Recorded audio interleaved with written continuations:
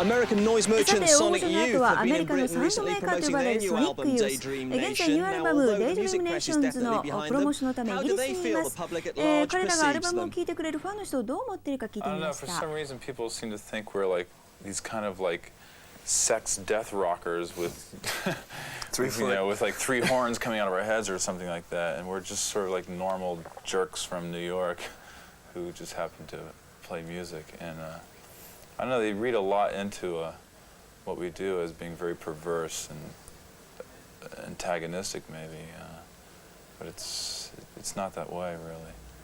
We're actually very kind of pacifist people. Would it be fair to say that you tend to deconstruct your songs and then build them up again to create your distinctive sound?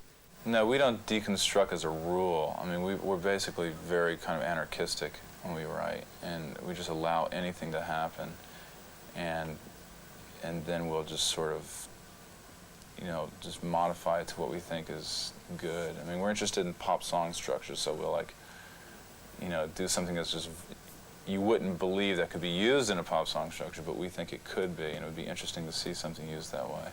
And we've done it, and I think we've done it successfully. Because you concentrate so heavily on noise in your music, it must provoke some strong reactions amongst certain sections of the audience. Yeah, I suppose. I mean, Kim gets a lot of weird letters from like these weird boys, weird areas. I don't know. We haven't got anything too freaked out. Dried up flies. Yeah, when we were in the studio making this new record, we got some like letter, some fan letter, and we were working at the studio board, this like $1 million studio board, and I opened this letter and like a big pocket of dried, crushed flies fell out into the board, which wasn't very nice. And things like that will happen as well. People think like, well, Sonic Youth will really like this, and I'll send them some like ominous thing, and it's like, it's kind of it's not something that we encourage. Yeah, sure, we want people to hear our music, but we don't care much about being a commodity or Superstars. A character for a TV show or something. We're much more interested in making music and doing things that everybody does, going to a movie or something. We're not into debasing ourselves to a large degree. Why don't you use synthesizers and computers and so on in the songs? Why do you just stick to the relationship between a guitar, an amp, and a microphone?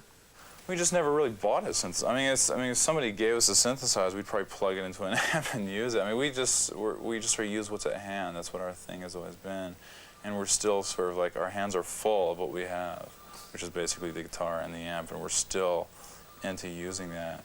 And we're also, I mean, we also like the idea of the traditional 4-piece rock group, 2 guitars, bass, and drums, and that to us is like really exciting. And we like being that way.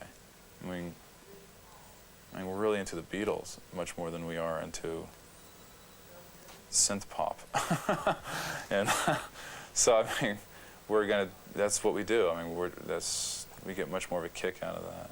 I mean, we did like a record under a different name, under the name Ciccone Youth, and we basically went into a studio without any guitars or anything, and we just had like the electronics in front of us. We had keyboards with sampling machines, and we used them. We kicked them around, and we just created music, and we did some sampling and editing and blah, blah, blah, and made an album out of that, because we are interested in that. We'll work any way that's musical, and this is an album that's coming out early next year. So, but as far as Sonic Youth is concerned, I mean, we're just like a straight-ahead rock and roll band. In our eyes. In our eyes. But I think people see us as a rock and roll band. Some people see us as like an arty band or something like that, but I mean, I'm not much of an artist. Tell us how the new material has developed from past efforts in previous years. Yeah, I don't think we're trying to just change for the sake of change. Everything's been pretty organic and natural, that we've just changed in ways that we felt comfortable with, and again, like in ways that we think, well, this is just plain good. That's, good songwriting. We're not interested in doing something unique just for the uniqueness sake. It's got to have substance to it. It's got to mean something, in the format we're using it in. So maybe people will be expecting constant change, and maybe we'll get into some format that we're just comfortable with. It's hard to say.